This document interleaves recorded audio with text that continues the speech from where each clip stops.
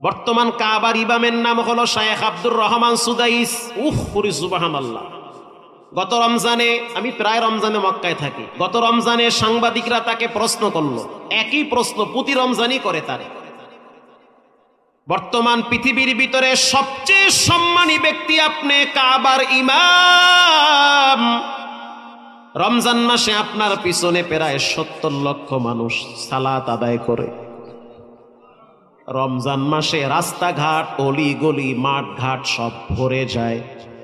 লক্ষ লক্ষ মুসল্লিরা কাবার দিকে ফিরে সালাত আদায় করে। একটা আওয়াজ হয় না, একটা সাউন্ড হয় না। যখন ইমামরা তেলাওয়াত করে মনে হয় তখন সবে মাত্র কোরআন নাজিল হয়। এত চমৎকার কোরআন। সাংবাদিক প্রশ্ন করলে এত সম্মানের পাত্র কেমনে হইলেন? তিনি জবাব দিল, দুইটা কারণে রব্বুল আলামিন আমার মর্যাদার সম্মান বাড়ায় দিছে। এক নম্বরে মায়ের দোয়া, 2 নম্বরে কোরআনের বরকত। 1 নম্বরে মায়ের দোয়া কেমনে? বলে আমি যখন ছোট ছিলাম, মাত্র 9 বছর বয়সে আমার বাবা আমারে মাদ্রাসায় ভর্তি করছে। আমার কণ্ঠটা চিকন কণ্ঠ, মায়াবী কণ্ঠ। আমার আব্বা ব্যবসায়ী মানুষ, বাড়ি হলো দাম্মামে।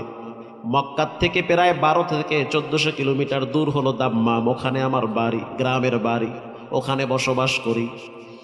আমার আব্বা সিদ্ধান্ত নিল, যেহেতু আমার অনেকগুলো ছেলে মেয়ে, ছোট ছেলে এর নাম রাখছে আব্দুর রহমান। আল্লাহর কাছে সবচেয়ে দামি 2টা নাম, একটা হলো আব্দুর রহমান আর একটা হলো আব্দুল্লাহ।